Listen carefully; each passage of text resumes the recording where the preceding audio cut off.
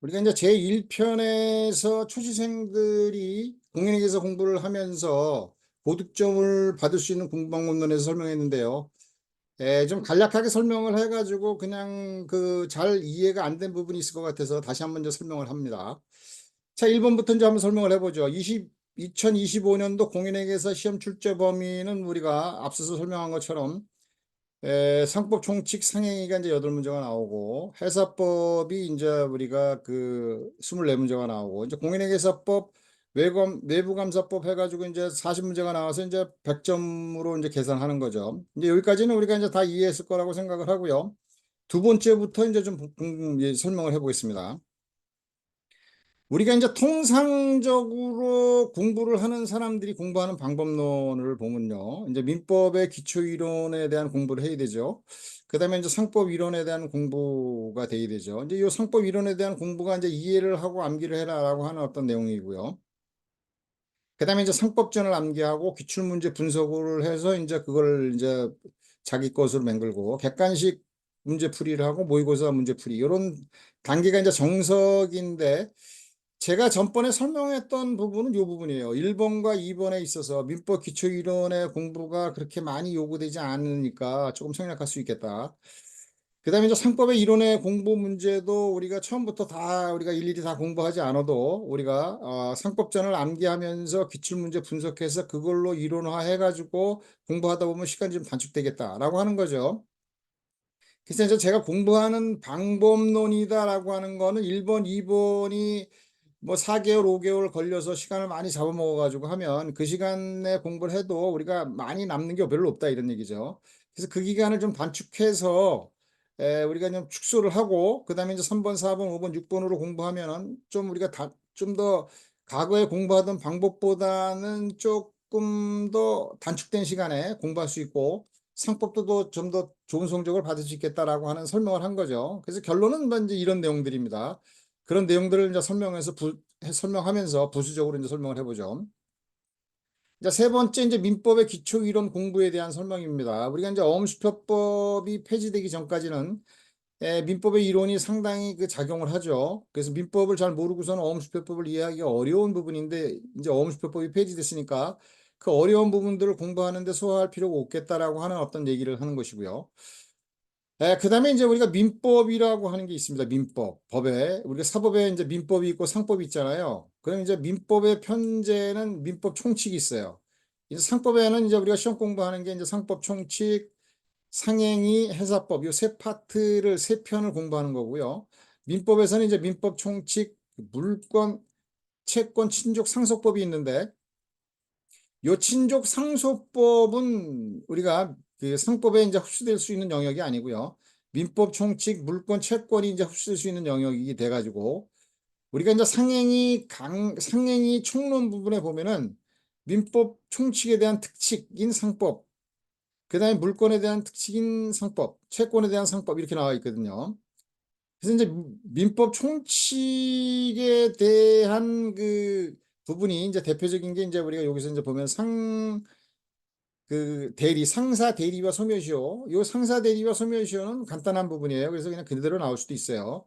우리가 이제 요게 그 부분을 이제 놓고 보면은 요거 이제 64조에 나와 있는 거고, 요게 이제 뭐냐면 상사 대리는 우리가 대체적인 어떤 부분이 그 가장 큰 거는 이제 우리가 48조부터 50조까지 나와 있는 내용들이 그걸 이제 중심으로 나오기도 하고, 그다음에 이제 우리가 지배인 상업 사용인도 이제 상사 대리의 일환이거든요. 같이 연결돼서 나오는 어떤 부분들이긴 하지만 그런 어떤 내용들이 옛날에 비해서는 뭐 이론적인 디테일한 부분은 잘 안 나오고요. 그다음에 이제 우리가 그 상사 대리는 이제 비현명주의를 취한다. 상사 대리는 민법은 이제 현명주의를 취한다. 소멸시효는 민법은 10년이고 상법은 5년이다. 이런 정도만 우리가 기억하고 넘어가면 되는 어떤 부분들이죠. 근데 이제 공부하면서 우리가 다 알 수가 있는 부분들이고요.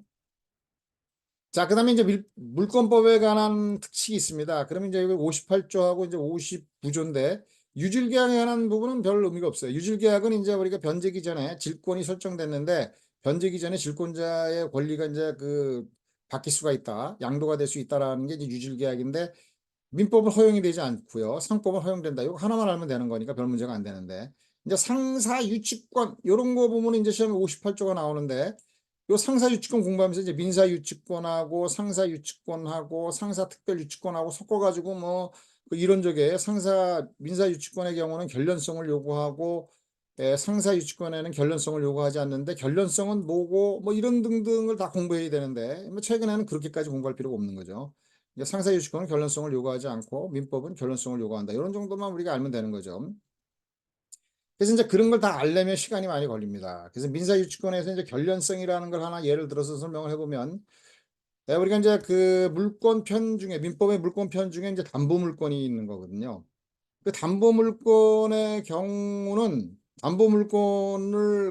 담보권을 이제 권리를 행사하기 위해서는 그 담보권을 설정하기 위한 채권이 필요하죠. 이걸 이제 피담보 채권이라고 얘기하는 거예요. 그 피담보 채권이라고 하는 게 이제 담보 물권을 권리를 행사하는 건데 그 담보 물권의 권리를 행사하는 피담보 채권이 그 담보물로부터 생긴 거란 말이죠. 그래서 다시 이제 정리를 하면 상법상 유치권하고 민사유치권에서 결론성이다 그러면 민사유치권의 경우는 피담보 채권이 유치물로부터 발생했다. 이게 이제 결론성을 요구하는 거예요. 근데 그걸 다 이해를 해야 되잖아요. 그래서 과거에는 이런 걸 다 설명을 했어요. 근데 지금은 그런 설명들을 뭐 그렇게까지 디테일하게 안 나오니까 설명할 필요는 없는 건데, 우리가 이제 시계와 시계 수선상 이렇게 있으면 시계 수선상이 시계를 고쳐주면 맡긴 사람이 이제 찾으러 와야 되죠. 돈을 주고. 근데 안 찾으러 오는 거예요. 그럼 시계 수선상이 그 시계 수선료를 받을 때까지 시계를 맡고 있는 거죠. 그럼 이제 시계는 유치물이고 시계 수선료는 시계 유치물로부터 생겼잖아요. 피담보 채권이 이제 시계 수선료인데 이게 유치물로 생겼다. 이걸 결론성이라고 그러는 거예요. 그래서 민법에서는 그런 결론성이 요구되고 상법에서는 요구되지 않는다. 그다음에 이제 우리가 상사 특별 유치권자가 있고 상사 그 일반 유치권 58조 말고 특별 유치권자가 있다. 그러면 상사 특별 유치권자에 운송인 운송주선이 있는데 운송주선인은 이제 우리가 결론성이 요구되고 그다음에 이제 그 다 설명한 왜 결론성이 요구되는지 다 설명해야 되는 거죠. 그다음에 이제 대리상과 위탁매매인의 유치권의 경우는 결론성이 요구되지 않는다. 뭐 이런 것들이 간단한 내용은 이제 우리가 25년도에도 나올 수도 있어요. 이제 그런 것들은 이제 기억해야 되지만 결론성, 민사 유치권의 관계 뭐 이런 것들을 다 알 필요가 없다는 얘기죠. 이런 것들이 이제 결국에 선생님들이 민법의 이론들은 거의 이제 우리가 설명을 안 하고 우리가 내용을 이제 설명을 안 하고 이제 상법의 조문을 중심으로 이제 얘기하는 거거든요. 그런 것들에서 이제 단축될 수 있다. 민법의 이론들이.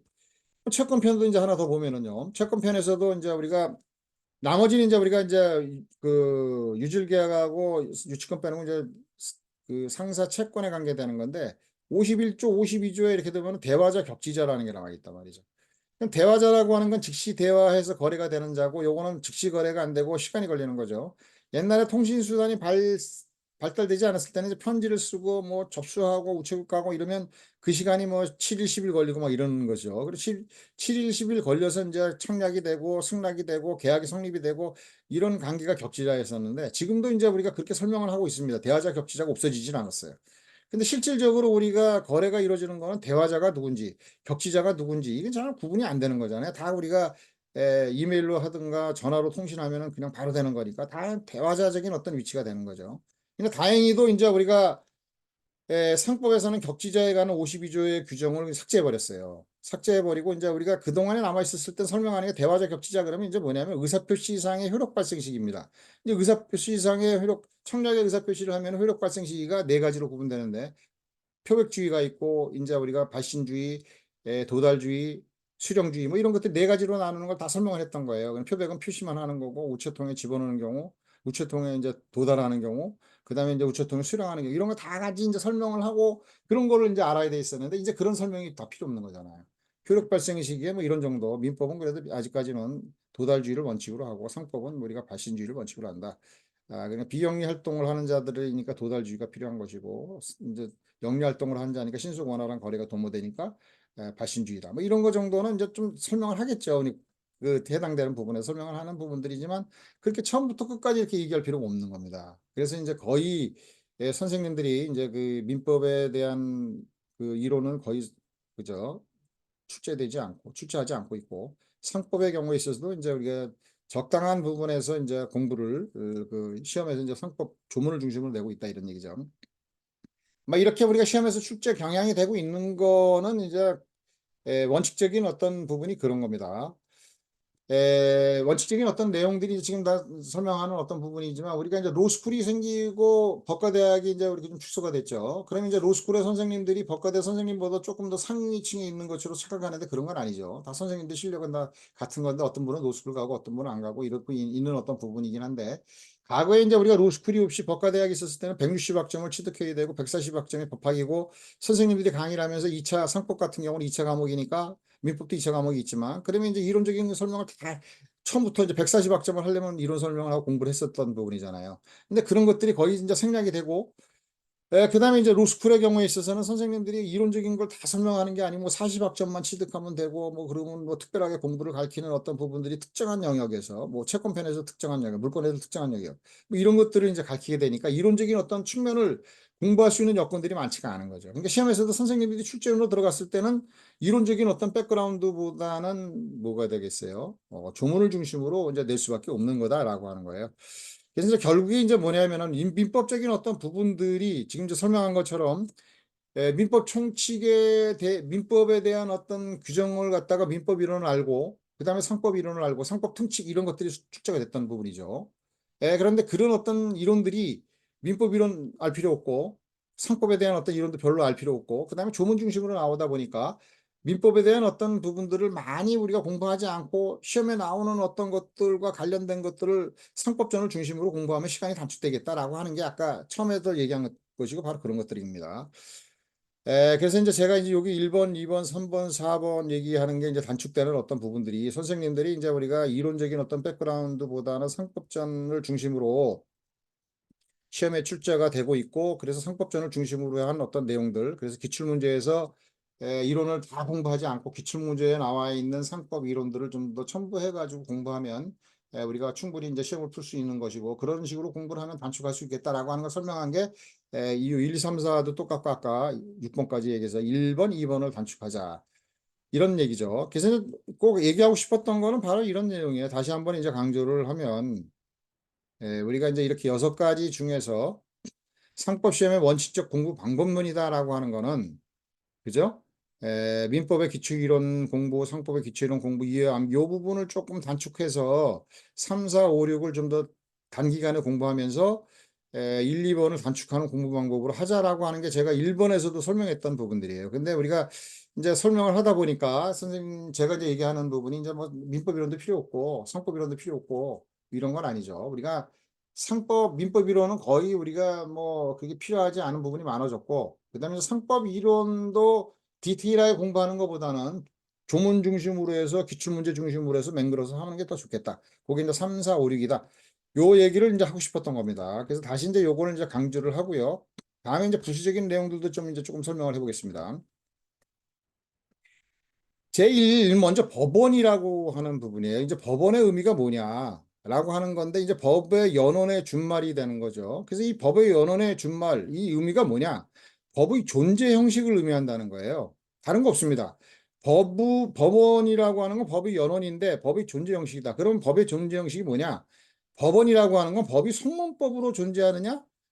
불문법으로 존재하느냐 유무를 따지는 게 법원이다라고 하는 더 그 이상도 그 이하도 아닙니다. 이런 걸 이제 공부하는 어떤 부분이 되는 거죠. 그래서 이제 민법하고 이제 상법을 구분해 보면 민법 제1조에서는 법원 이렇게 자신 있게 설명하고 있고요.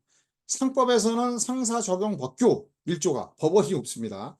이제 그렇게 돼 있던 게 우리가 1960년도경에 이제 우리가 민법하고 상법이 이제 민법 결국 이제 상법이 같이 이제 우리가 제정이 됐는데 우리가 1960년도만 해도 우리가 법이 일천한 단계고요.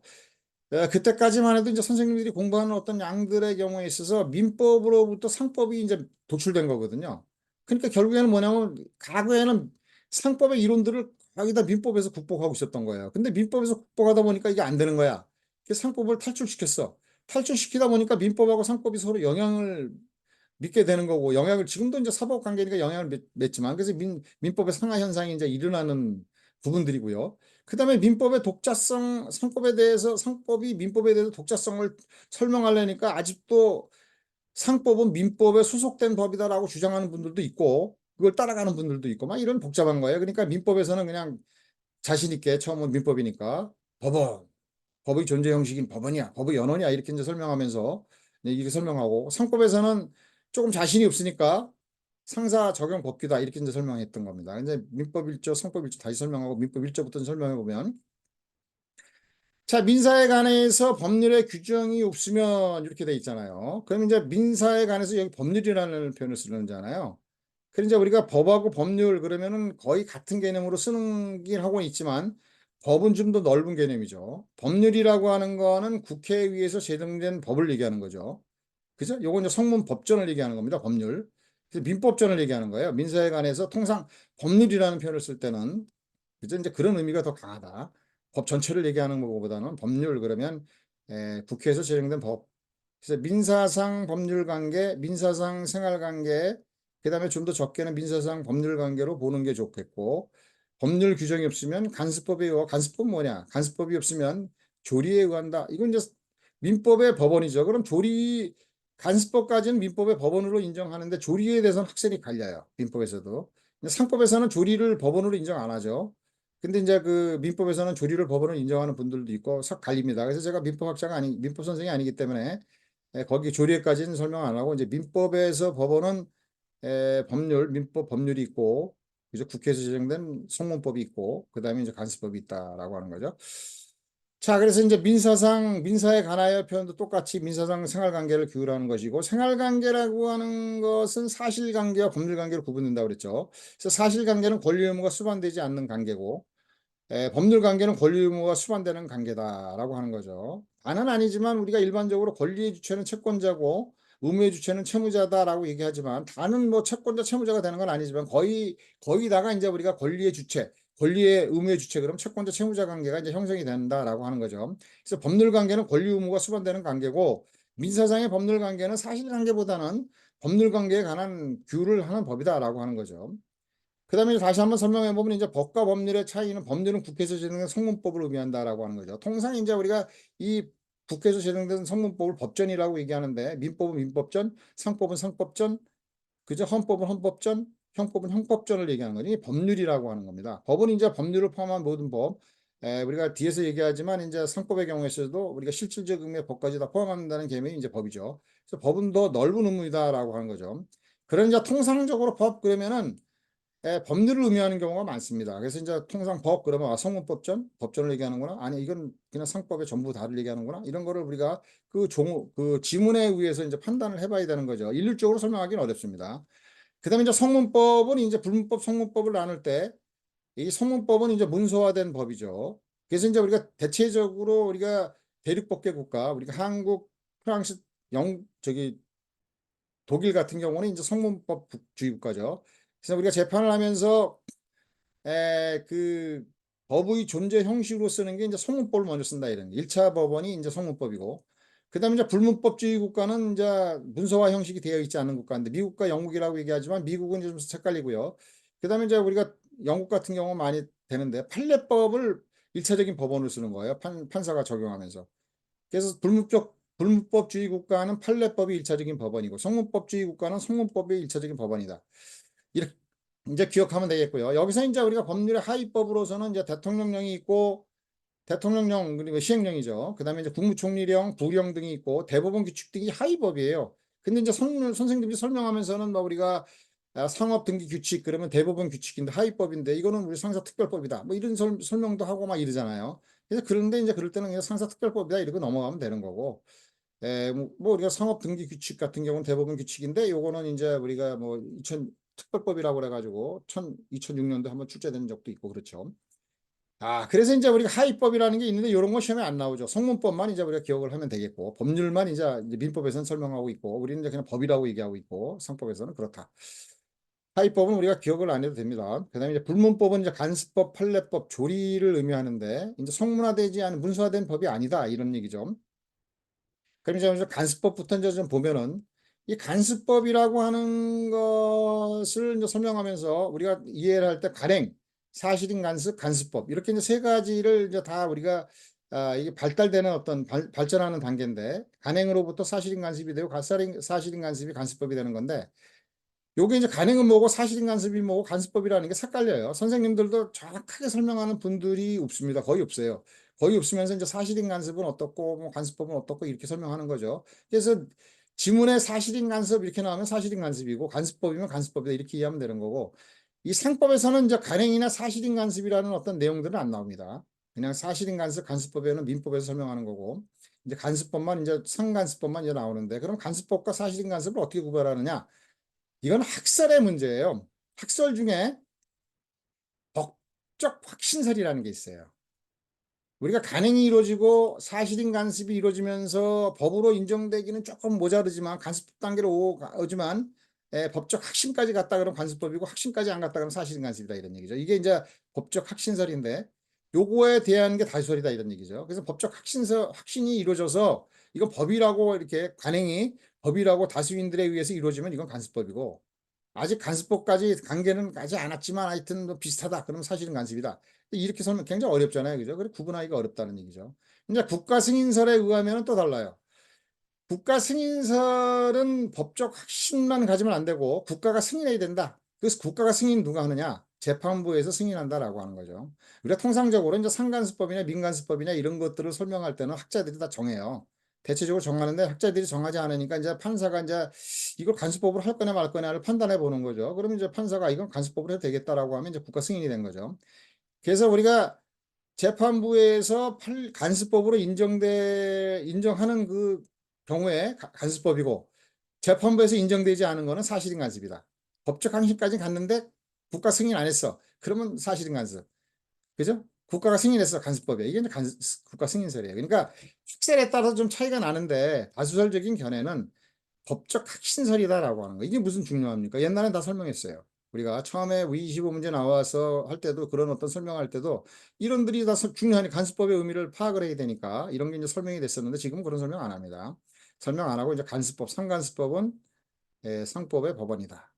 성문법도 법원이다. 성문법의 법이라고 하는 개념에는 우리가 성문법전, 그죠? 법률이라고 하는 개념이라서 성문법전을 얘기하는 경우가 있고 실질적인 범도 포함하는 개념이 법이고 법률이라는 건 성문법전이다. 국회가 맹글어놓은 성문법전이다.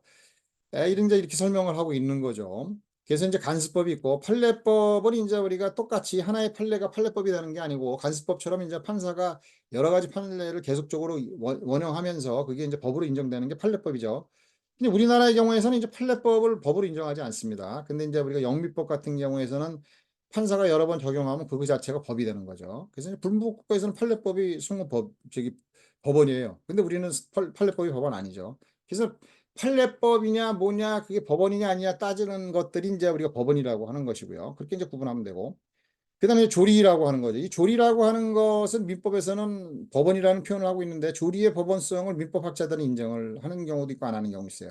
상법에서는 조리를 법원으로 인정하지 않습니다. 그 이유가 이제 뭐냐면은 이건 보편타당한 법칙 이런 거죠. 합리적인 법칙 뭐 이런 것들이 이제 조리인데 이 보편타당한 법칙이나 합리적인 법칙을 만드는 사람들이 누구냐면 학자예요. 학자들의 다수설이 조리가 돼버리는 거예요. 그럼 학자들의 다수설이 조리가 돼버리면 학자들이 법을 맹글잖아.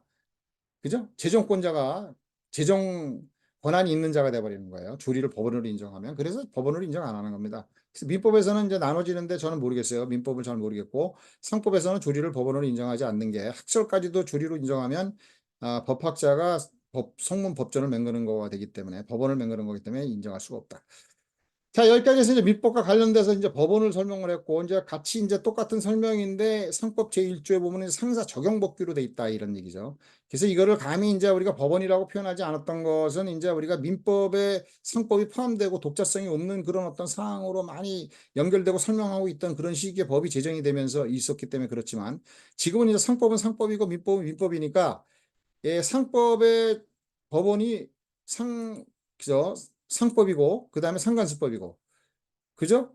그다음에 민법의 규정은 민법이고 민법에 관한 규정이죠. 민간수법은 민법이고 그다음에 이제 판례나 조리는 뭐 이제 나눠지고 판례는 나눠지지만 없지만 뭐 조리는 좀 나눠지고 이런 것들을 따지는 거죠. 그럼 이제 우리가 여기서 상사적용법규에서 상사상 법률 관계에 관해서 상사상 생활 관계에 관해서 본법 그러면 이제 본법이 이제 상법이잖아요. 이 상법이 우리가 성문 법전만 얘기하는 게 아니고 통상적으로 우리가 얘기할 때는 우리가 좀 넓은 개념으로 설명할 수도 있고 상법전도 얘기할 수가 있고 여기서는 우리가 대체적으로 이제 상법전을 얘기하는 부분들인데 법 그러면은 상법 그러면은 상법전만 얘기하는 게 아니잖아요. 그럼 이거는 상법이고 이건 상법전 아니고 이런 거 어떻게 판단해요?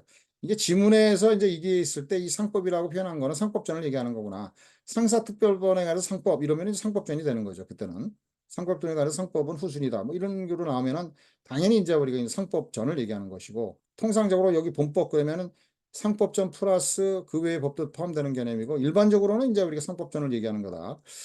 그 상사상 법률관계에 관하여 이제 우리가 생활관계를 좀 축소해가지고 법률관계가 더 많으니까 상법에 규정이 없으면 상간수법에 의하고 요게 이제 법원입니다.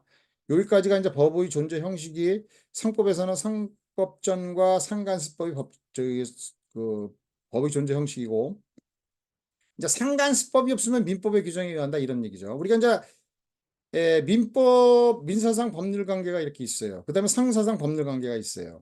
그럼 이제 민사상 법률 관계는 이제 비영리 활동을 한 자까지 이제 거래가 이루어지는 거죠. 그럼 이제 상법과 민법이 이렇게 있으면은 상법이 민법의 특별법이니까 이 경우에 상법이 먼저 적용돼요. 상법은 적용 안 되는 거잖아요. 민사상의 법률 관계의 경우는 민법만 적용되는 거잖아요. 상법이 적용되는 거 아닙니다. 우선법이 적용되는 게 아니고 이때는 민사상 법률 관계니까 민법의 법률 관계는 민법이고 상사상 법률 관계에 관해서는 상법이 일반법이 되는 거죠. 그죠? 특별법이 아닙니다. 상법의 일반법으로서 적용되고 그거라도 없으면 민법에 관한 규정을 적용해라. 이런 얘기인데, 이런 얘기입니다. 우리가 민법과 상법, 상사 거래가 이루어지고 있는데, 민법에서 이제 뭐냐면 채권편 전형계약이 14가지 전형계약이 있단 말이죠. 14가지 전형계약이 있고, 그 다음에 이제 14가지 전형계약 외의 계약을 우리는 비전형계약이라고 하고, 그런 이론들이 민법에서 이제 전개가 이렇게 되고 있는데, 상사상 법률 관계가 있으면서 상법과 상간수법이 되는데 계약 관계가 연결되는 게 같이 연결됐단 말이에요. 근데 그런 이론을 전개하고 법을 전개해보려다 보니까 거기서 상사상 법률 관계인데 상법이 적용되고 있다가 그런데 이게 상법이 없어요. 그러면 이건 끝. 판결도 하지 말고 끝내자. 이러는 게 아니고 사법의 영역이니까. 이제 사법의 생활관계를 규율하는 법들의 영역인 사법의 영역이니까 그러면 민법이라도 있으면 그 민법도 찾아보자. 그래서 민법을 적용하자. 이런 얘기입니다, 이게. 그래서 이 얘기가 민법이 상법의 법원이다 그러면 독자성이 없는 거잖아. 민법이 상법의 법원이면 상법이 민법에 포함되는 거잖아요. 안 되는 거죠. 상법의 법원은 상법전과 상가습법이고 민법의 법원은 민법전과 민가습법이다. 이런 식으로 우리가 이해를 하면 되는 거죠. 그래서 상법은 상법이고 독자성이 있고 민법은 민법이 독자성이 있다. 오늘날의 경우는 이 부분에 대해서는 이설을 설명하는 부분들이 없는 겁니다. 선생님들이. 자, 그래서 이제 적용 법규에 대해서 설명해 봤고요. 이제 상법의 법원은 상법과 상간수법을 말한다라고 하는 거죠. 상법은 통상 상법조문을 의미하지만 실질적인 상법을 의미하기도 한다. 상사에 관해서 상사상 법률 관계다라고 하는 것이죠. 주로는 이제 법률 생활 관계를 의미하는데 주로는 이제 법률 관계를 의미한다 얘기했죠. 공법 중 헌법에서는 이제 우리가 통상적으로 민법과 사법과 공법 이렇게 하는데 헌법에서는 사람을 이제 주로 국민이라는 표현을 쓰고 있고요. 그 다음에 이제 사법에서는 사람을 뭐라고 설명을 해요? 인이라고 설명을 하잖아요. 그래서 일반인의 자연인인 일반인과 법인인 일반인 있고 상인인 일반인과 법인인 일반인 상인이 있다. 이렇게 이제 인이라고 설명하잖아요. 그래서 사법은 인이라고 설명하고 있고 일반인의 생활관계를 규율하는 법 민법, 상인의 생활관계를 규율하는 법 상법, 일반인의 법률관계를 규율하는 법 민법, 상인의 법률관계를 규율하는 상법, 국민과 관련된 어떤 법 이러면 이건 이제 국민주권 뭐 이런 거는 이제 헌법. 그죠? 사법에서는 국민이라는 표현을 쓰지 않죠. 자, 그다음에 이제 민법은 이제 일반인의 생활 법률관계를 규율하는 법이고 상인은 상인의 생활관계를 규율하는 법이죠. 근데 이제 우리가 통상 보면은 민법의 일반인만 규율하고 민법은 이제 일반인을 규율하고 상법은 상인만 규율하는 게 아니고 상법의 규율 대상이 되는 상인의 법률 관계는 상인과 일반인을 포함하는 개념이잖아요. 일반적 상인의 상법이 적용되잖아요. 마트에 가서 우리가 물건을 산다, 편의점 가서 물건 산다, 그럼 일반인으로 가는 거잖아요. 그럼 우리가 민법이 적용돼, 상법이 적용돼, 상법이 적용되는 거죠. 그래서 상법은 일반인도 포함하고 그 다음에 상인도 포함하니까 일방적 상인이면 상법이 적용되니까 그런 어떤 경우에 있어서 민법에 비해서는 대상이 훨씬 더 넓은 거죠. 일반인도 포함하고 상인도 포함하고 이건 일반인만 포함하는 거죠. 상인의 생활관계를 법률관계를 규율하는 것 민법이 이제 특별한 경우만 이제 적용되는 거지 원칙적으로 상법이 적용되는 거잖아요. 그래서 범위로 놓고 본다, 규율 대상으로 놓고 본다 그러면 민법보다는 상법이 훨씬 더 많이 이루어지고 있고 그다음에 민법의 범위가 더 넓다라고 하는 걸 우리가 이제 상식적으로 기억하는 겁니다. 그죠? 그래서 사법에서는 민법보다 상법이 더 많이 사용되고 있다라고 하는 걸 우리가 알아야 되는 거고요. 자, 여기까지 이제 우리가 일조와 관련돼서 했고요. 상법의 의의, 그러면 이제 형식적이의 상법과 실질적이의 상법 이렇게 이제 설명이 되겠는데, 형식적이의 상법은 이제 상법전을 의미한다라고 하는 것이고요. 실질적이의 상법은 이제 기업의 생활관계를 규율하는 법이다라고 하는 것이고, 이제 기업의 생활관계를 규율하는 법은 다 된다라고 하는 거, 총체다 이런 얘기가 우리가 이론적으로 따지면 옛날에 다 설명을 했었어요. 우리가 실질적이의 상법은 기업의 생활관계를 규율하는 특별사법이라고 설명하는 부분이 있지만 소수설이다. 총체다라고 하는 것인데, 이 총체라는 개념에 비송사건 절차법이 있다. 그럼 이건 공법인데 비송사건 절차법은 상법이 아니다. 근데 비송사건 절차법에서 상법과 관련되는 어떤 내용이 있는 조문이 있다. 그거는 우리가 상법이다. 실질적인 상법이다. 그 부분만 되는 거죠. 그럼 비송사건 절차법은 상법이냐? 아니다. 이런 얘기죠. 그런 걸 다 포함하는 개념이 실질적인 상법이고, 기업의 생활관계를 규율하는 법이 총체다, 이런 설명을 하고 있는 거예요. 이게 시험에 나오지는 않죠, 이제는. 그래서 이제 기업의 생활관계를 규율하는 법, 형식적이의 상법이라고 하는 것은 그죠, 상법전을 의미한다라고 하는 어떤 부분이고요. 이건 이제 입법 정책적으로, 법률 정책적으로 해가지고 그죠, 이루어지는 거니까 실제성과 그죠, 편의성을 도모하는 거죠. 실제적으로 이제 편의롭게 이제 적용해라 라고 하는 거죠. 그래서 이제 우리가 전문가들이 우리가 해야 되는 어떤 부분인데, 우리나라는 비전문가들이 그냥 막 법전을 나무라니까 입법 정책도 없고 법률 정책도 없고 막 맹글긴 하지만, 이거 문제가 되지만, 과거에 이제 법이 되는 거는 62년도에 우리가 법이 되면서 상법이 84년도에 처음 개정이 됐어요. 그러면서 거기에 이제 우리가 그 상법학자의 상법 법조인 모두 다 그러고 거기에 있는 공청회를 거쳐가지고 법이 이제 개정이 됐는데, 지금은 그냥 아무도 잘 모르는 사람들이 그냥 대충 마음에 맞으면 그냥 아무렇게나 법을 맹글잖아요. 이게 문제가 심각한 우리 현실이 됐죠. 근데 이런 거지만 이제 원래대로 하면 입법 정책적인 측면에서 실제성과 편의성을 도모한다. 그다음에 이제 실질적인 상법은 학문적인 입장이잖아요. 그러니까 체계성이 바탕이 되는 거죠. 그다음에 통일성을 요구한다. 이제 이런 게 시험에 한번 나온 적이 있는데, 그런 것도 나올 수 있는 거지만, 그다음에 어떤 내용들은 뭐 그렇게 큰 의미가 없습니다. 형식적인 상법과 이제 설명을 이제 일일이 다 설명을 지금 해왔잖아요. 근데 그럴 필요가 없는 거예요. 그래서 형식적인 상법과 실질적인 상법은 13년도에 나왔는데 그 내용만 알자, 이러고 넘어가는 게 이제 우리 공부하면 이제 그대로 나와요. 더 이상은 뭐 그렇게 크게 나오지는 않습니다. 그렇게 이제 기억을 하고, 이제 상사법원이죠. 상사법원에 이제 성문법과 이제 간수법이 있는데, 이제 성문법이에요. 이제 상사자치법이 있고 상사재정법이 있다. 상사자치법에 이제 논란이 됐던 게 이제 정관과 약관의 논의예요. 옛날엔 이거 다 설명을 했죠. 정관이라고 하는 건 뭐냐, 약관이라고 하는 건 뭐냐 설명을 했습니다. 그럼 정관은 회사나 단체가 이제 회사의 단체가 이제 조직과 구성원에 대해서 자주적으로 정해놓은 근본 규칙이죠. 근본 규칙이지만 우리가 상법에 보면은 정관에 의해서 우리가 주주라든가 일반인 그 상법과 관련돼서 규율되는 부분 다 내용들을 우리가 규율이 되는 부분도 있잖아요. 그렇지만 이게 자주적으로 정해놓은 근본 규칙이기 때문에 생산자와 소비자라고 하는 측면을 놓고, 소비자가 이제 우리가 일반인들이 많은데 그를 해칠 의미가 별로 없다는 거죠. 그래서 이제 정가는 그냥 자치법규로 보자. 그죠? 그래서 자치법규로 보여서 자치법규로 봐서 최우선적으로 우리가 이제 이 순위로 이제 적용을 하자라고 하는 게 이제 정관이죠. 그래서 정관은 소비자 등에 대해서 커다란 불이익이 없기 때문에 상사 자치법규로 인정하고 학자들이 인정한 겁니다. 상사법규로 인용하는 거죠. 그래서 다수설적인 인용을 하다 보니까 지금은 이제 그냥 정가는 상사법규다, 이렇게 이제 설명하는 거고, 시험에서도 정가는 상사법규다, 자치법규로서 상사법규다, 그리고 제1순위다, 이런 정도만 기억하면 되겠고요. 순위에서는. 그다음에 이제 약관입니다. 약관이라고 하는 거는 이제 우리가 대체적으로 약관이 엄청 많은데, 그중에 이제 옛날에 이제 설명할 때는 이제 약관이라고 하는 거는 이제 보험에 관한 약관이 된 거예요. 그래서 이제 보험의 경우에 이제 보험을 가입하는 사람하고 이제 보험업자가 이제 해놓으면, 보험업자가 맹글어놓은 일반적인 약관에 의해서 거래가 다 이루어지잖아요. 그래서 이제 이 약관이라고 하는 게 사업자가 일방적으로 맹글어놓은 모형이란 말이죠. 그래서 소비자에게는 굉장히 불이익이 발생된다는 얘기예요. 약관에 의해서 이루어지면. 그럼 이걸 법으로 인정한다고 하면 이게 말이 안 되는 거지. 소비자가 아주 해칠 게 많다. 그러니까 학자들이 뭐냐면, 상사자치법규를 인정할 수가 없다, 약간은. 단체에서 이제 지들이 자발적으로 맹글어 놓은 건 똑같은데, 하나는 이제 우리 근본 규칙이고, 요거는 불이익이 별로 없고, 이거는 불이익이 상당히 많다. 그러니까 상사자치법규로 인정하지 말자라고 해서 인정하지 않는 거죠. 그래서 이제 학자들이 맹글어 놓은 겁니다. 학자들이 맹글어 놓고, 이제 학자들이 이론에 따라서 이제 뭐 다 그렇게 따라가는 거죠. 학자들이 다수설로 맹글어 놓으면 판사들도 이제 판단할 때 이걸 따라갈 수밖에 없는 거죠. 혼자 독자설은 거의 없어요. 학자가 맹글어 놓은 걸 거의 따라가고 없으면 이제 조리도 하고 민법의 경우처럼 뭐 이런 식으로 뭐 여러 가지가 이제 따라가는 거죠.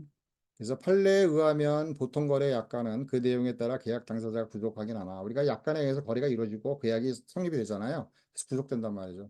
그래서 있어서는 법규범으로 거래에 있어서는 법규범으로 인정되지는 않는다. 구속하긴 하지만 인정되지 않는다는 게 판례 입장이다 이렇게 설명인데 이거 다수설이야 이것도. 다수설을 판례가 따라간 거죠. 이제 시험에서는 이제 판례 입장이다 이러고 나오지만 이건 다수설도 똑같은 개념이죠. 그래서 우리가 법규범으로 인정하지 않는다라고 하는 게 학자들의 견해고 약관은 정가는 법규범으로 인정한다라고 하는 게 이게 이제 학자들의 입장인데 그래서 이제 시험에서는 이제 정가는 법규범이고 법원으로 법규범이니까 법원으로 인정되는 거고 약관은 법규범이 아니기 때문에 법원으로 인정될 수 없다. 픽셀이 이제 이렇게 이루어지고 이제 문제로 이제 해결하는 거죠. 그다음에 이제 상사재정법은 이제 상사특별법과 상사일반법이 있죠. 자본시장과 금융투자에 관한 법률, 주식회사 등의 외부 감사에 관한 법률, 채무자 회생 등에 관한 법률, 뭐 이런 것들이 있다. 이런 게 이제 특별법으로 인정된다라고 이제 설명하는 부분들인데 여기서 이제 보면은 이제 우리가 요 3번을 먼저 보면은요. 우리가 이제 적용 법규를 설명을 하면서 법을 일반법, 특별법으로 구분하는 이유가 있는 거죠. 그거는 이제 동일한 사항에 대해서 특별법도 있고 동일한 사항에서 특별법도 있고 그죠? 일반법도 있다. 그러면 특별법이 먼저 적용되겠죠. 그죠? 근데 동일한 사항에서 특별법은 특별법으로 일반법은 일반법으로 이루어지는 거. 상거래되는 어떤 부분에서 자본시장과 금융투자에 관한 게 증권회사 등 이런 것들이 법률이 연결되잖아요. 그런 거 상관없이 그냥 마트에 가서 편의점을 샀어. 근데 자본시장과 금융투자에 관한 법률이 있어. 그러면 금융투자에 관한 부분이 특별법이니까 우선 적용돼. 이건 적용 안 되는 거예요. 그냥 상법만 적용되는 거죠. 그죠? 그 다음에 주식회사 등의 외부감사에 관한 법률이 있어. 그럼 이제 외부감사에 관한 법률은 우리가 이제 외부 감사를 받는 주식회사 또는 유한회사 등에 대해서 그 회계 처리 및 그저 회계 감사를 하는 거죠. 그럼 이제 주식회사 유한회사에 이렇고 주식회사 등에 관해서 그 외부 감사 대상이 되는 회계 처리와 회계 감사에 관한 내용들이 지금 적용이 되고 있는 거야. 그럼 이제 상사특별법에서 그게 적용되려면 상법은 적용될 필요가 없잖아요. 적용이 안 되잖아요, 거기서. 적용된다고 하면 이제 재무상태표라고 하는 게 이제 재무제표와 연결되니까 그런 내용은 좀 참조를 하겠지만 적용이 안 됩니다. 그럼 이제 주식회사 등의 외부 감사에 관한 법률이 그 회계 처리와 그 외부 감사, 회계 감사에 관한 어떤 그런 내용들은 주식회사 등에 관한 외부 감사가 특별법이 아니고 일반법이 되는 거예요, 일반법. 그죠? 상법은 적용 안 되는 거죠, 이런 경우. 그래서 이렇게 되는데 같이 동일한 사항에서 두 개가 같이 있을 때만 이제 우리가 특별법이 우선하니까 먼저 적용되는 거지. 이런 경우는 회계 처리와 외부 회계 감사에 관한 그런 내용들은 우리가 뭐야? 이게 일반법이란 말이죠. 그다음에 채무자 회생 및 파산에 관한 법률 이렇게 나와 있잖아요. 근데 채무자 회생이 옛날에는 이제 회사 회생 및 파산에 관한 법률 그러니까 상사특별법이 맞죠. 회사가 됐으니까. 근데 요거를 범위를 넓혔습니다. 채무자. 그럼 채무자가 요게 상인만 있는 게 아니고 일반인도 있는 거예요. 그 일반인의 회생, 파산에 관한 내용도 적용하고 회사에 관한 회생, 파산도 관한 적용하죠. 그러면 이제 우리가 총체다라고 하는 거면 회사 회생 및 파산에 관한 부분은 상사특별법에 범죄로 들어가겠지만 일반인에 관한 부분이 중심이잖아요. 채무자 이거 먼저 나왔잖아요. 그럼 이거는 민법이잖아요. 상법 특별법이 아니란 말이죠. 그런데 이제 선생님들이 이제 일부 선생님이 이제 이철성 교수님 같은 경우 책에 이렇게 나온 게 있고 그다음에 법에서는 상사특별법으로 규정을 했으니까 다음에 시험에 나올 때는 아무 생각 없이 채무자 회생에 관한 법률 뭐 일반인인데 일반인의 생활관계를 규율하는 법인데 채무자 회생 일반인이잖아요. 근데 요거를 상사특별법으로 그냥 해석을 하고 넘어가잖아요. 근데 이거 따질 사람 없어요. 누구도 안 따져요. 그러니까 따질 필요 없이 그냥 싸우지 말고 그냥 법이 이제 다음에 나오면 그냥 상사특별법으로 그냥 뭉개고 이론을 설명하고 따질 필요 없이 그냥 특별법으로 인정하니까 요 채무자 회생 및 파산에 관한 법률은 그냥 특별법으로 기억하자 이런 얘기를 하는 거죠. 그래서 그런 얘기입니다. 그래서 이제 한번 이제 더 나가면서 이제 설명한 게 이제 그런 거죠. 은행법과 상법전이 있어요. 그럼 은행은 이제 은행이라고 하는 게 주식회사잖아요. 그다음에 이제 수신 여신 관계가 있으니까 은행법에서 이제 규율하는 내용들이 이렇게 쭉 있겠죠. 그럼 이제 은행과 관련돼서 규율되는 법이 쭉 있고 상법전이 있어요. 그러면 이거는 상사 상법전하고 상법이 있으니까 은행법이 특별법으로 먼저 적용한다 이런 얘기가 아니죠. 상법전은 적용될 상사상 법률 관계이긴 한데 거기에 상법과 관련된 어떤 내용들이 없는 거야. 아무 의미가 없는 거야. 그래서 상법전 적용 안 되는 거죠. 은행법이 일반법인 거예요. 그런 경우. 그죠? 근데 이게 이제 은행법하고 상사 법률 관계가 연결되면서 은행하고 또 뭐 같이 연결되면 이제 같이 이제 연결돼서 이제 법이 적용되는 거죠. 주식회사 외부 감사에 관한 법률, 상법전 아까 이제 설명했죠. 민법과 상법전의 구분도 마찬가지입니다. 민법이 있어요. 민법 선생님들은 상법 공부할 필요가 없다는 게 뭐냐? 민법에 민사상 법률 관계가 적용되고 상법이 있어. 그럼 상법이 특별법이니까 민법이 민사상 법률 관계에서 상법이 먼저 적용돼. 안 되는 거죠. 우리가 예를 들어서 매매 그러면 상법 46조의 동산, 부동산, 유가증권, 기타 재산의 매매를 영업으로 하는 경우를 기본적 상행위로 한다. 영업으로 해야 되는 거죠. 매매를. 근데 우리가 일반인이 집을 사고 팔았어. 그럼 일반인이잖아요. 그럼 이제 민법하고 상법이 있는데 상법 적용돼요? 상법 적용 안 되잖아요. 그런 경우는 이제 민법에 관한 그죠? 계약의 하나니까 매매는 전형 계약의 매매에 관한 규정이 적용되는 겁니다. 민법이 적용되는 거예요. 민사상 법률관계 상법자니까 특별법이니까 적용돼 안 된다는 얘기지. 그래서 법을 갖다가 이렇게 우리가 다 따져봐야 되는 거고 서로 이제 같이 동일한 사항에 연결됐을 경우만 이제 그런 어떤 부분이고 적용 순위는 바로 이 동일한 사항에 연결됐을 경우를 이제 얘기하는 부분들이 되는 거죠. 근데 이제 상법의 경우에 있어서는 이제 우리가 상사상 법률 관계가 적용이 돼도 상법만 가지고 안 되고 민법도 다 많이 따라가니까 이게 민법에서 이론을 찾아볼 수 있으면 민법이라도 적용하자라고 하는 것이고 민법과 상법은 서로 구분되는 법이다. 독자적인 법이다라고 하는 건 이미 논란이 60년 지난 지금에는 문제가 될 게 없어요. 다 독자적인 법이죠. 그죠? 민법이 상법의 법원이다 이렇게 설명하면 민법은 독자적인 법이 아니에요. 민법에 포함되는 법이에요. 말이 안 되는 거예요. 그래서 민법은 민법이고 상법은 상법이다. 자, 불문법에는 이제 상간수법이 있다. 앞서 설명했죠. 판례법이나 조리는 인정되지 않는다. 그 다음에 적용 순입니다. 상사 적용 순위는 이제 상사자치법을 법으로 정관으로 자치법으로 인정해서 1순위, 상사특별법, 상사조약. 옛날에는 우리가 헌법 6조 1항의 경우에 있어서 국내법과 동일한 효력이 있다. 헌법에 이제 그 조약은. 그래서 그 국내법 중에서 이제 특별법으로 인정한다. 이래서 이제 설명을 했었던 건데 그런 내용들이 뭐 시험과 연결돼서는 거의 나올 필요가 없는 거죠. 그러니까 상사 조약은 이제 상사특별법에 범위에 포함된다. 이러고 외우면 되는 거예요. 외워야 되죠. 뭐 그냥 이런. 뭐가 막 고민하고 할 필요 없잖아요. 그다음에 상법전이 있고 상간수법이 있고 민사자치법이 있고 그대로 순시 똑같이 간다. 조리까지 연결이 된다. 이게 상사 적용, 상사상의 법률 관계에서 이렇게 법원이 아니고 적용 순위가 이루어진다는 거죠. 판례가 만약에 이렇게 해서 연결이 돼요. 다 같이 연결되는 부분이라면은 이 순위대로 조리까지도 연결해서 우리가 판단해 볼 수도 있는 거예요. 법원은 근데 우리가 상사 법원은 뭐예요? 판사가 판결하는데 법원이라는 거는 성문법, 상법전하고 뭐예요? 그 다음에 간수법밖에 없잖아요. 법원이 어떤 재판의 근거가 되는 게 아니고, 그죠? 재판의 이제 근거 그 자체는 아니고 근거가 될 수는 있는 거죠. 소모법을 근거로 할 거냐, 불문법을 근거로 할 거냐, 불문법을 근거로 하지 않을 거냐 이런 거 판단하는 거죠. 법 적용 기구가 재판부니까. 그래서 이제 우리가 법원이라고 하는 걸 재판의 근거다 이렇게 하는 건 아니고 재판의 근거가 될 수 있다가 맞는 겁니다. 정확한 표현이죠. 자, 1조의 규정입니다. 상사법원이 의미하는 것은 상사상 법령을 어떻게 적용할 것이냐로 다시 정확하게 읽어보겠습니다. 물거리지 않고 상법 1조의 규정이다. 이는 상사법원을 의미하는 것이 아니라 상사상 법률관계를 어떻게 적용할 것이냐로 상사상 법률관계는 원칙적으로 상법정과 상간수법으로 적용하고 이 둘이 없으면 민법이라도 적용하는 것이다. 이게 상법 1조다라고 하는 거죠.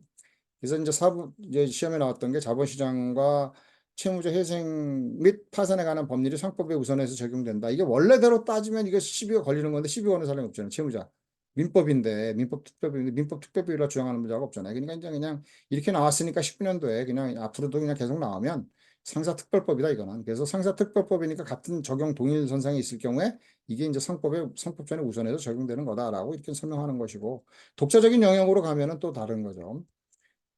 자, 그다음에 이제 예를 들어서 이제 그 대가 이제 새마을 금고가 상인인 회원에게 영업자금을 대출했죠. 그러면 이제 이 영업자금 대출해 주는 게 이제 상사 채권이란 말이죠. 이 대출금 채권이. 그게 이제 뭐냐면 새마을 금고는 비상인이고 회원이 상인이니까 일방적 상인이잖아요. 일방적 상인에 의해서 이루어진 대출금 채권은 상사 채권이다. 그래서 5년이다. 이렇게 이제 판례가 됐죠. 근데 이제 새마을 금고가 시험에서 이렇게도 나올 수가 있어요.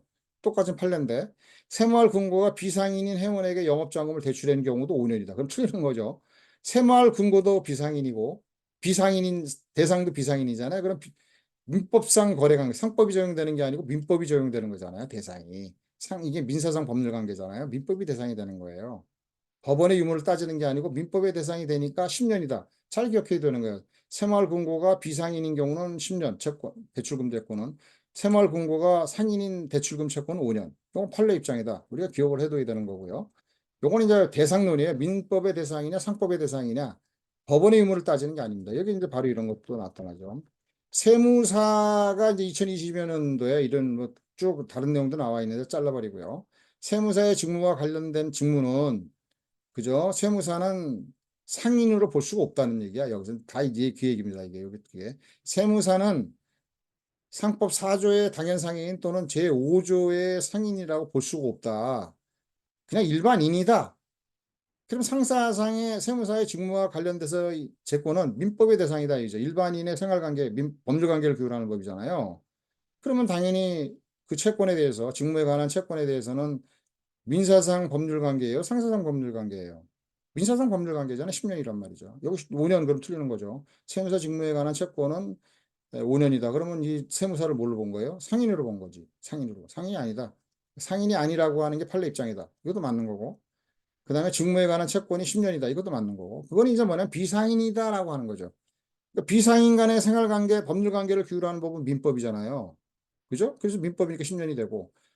그 다음에 이제 상인과 비상인 새마을 금고와 상인인 그저 회원. 그러면 이게 뭐예요? 민사상 법률관계가 아니고 상사상 법률관계잖아요. 따라서 이런 경우에 있어서는 뭐가 적용돼요? 상법이 적용되는 거다. 그래서 이 상법이 적용되느냐, 민법이 적용되느냐, 그러면은 상법의 대상이냐, 민법의 대상이냐에 따라서 판사가 이제 적용하는 것이지 법원의 유무를 가지고 따지는 거 아닙니다. 근데 근거는 된다 이거죠. 법원이라고 하는 것 자체가 성문법으로 불문법으로 존재하는 법으로 존재하는 거니까 판례의 근거는 되지만 그죠? 근거가 되는 거죠. 근거 그 자체다. 법원이 근거 그 자체다. 이거는 조금 안 맞는 거고 그냥 우리가 이제 대상을 따져서 이제 설명하는 거죠. 이거 바로 그런 내용들입니다. 자, 여기까지 이제 우리가 설명을 했고요.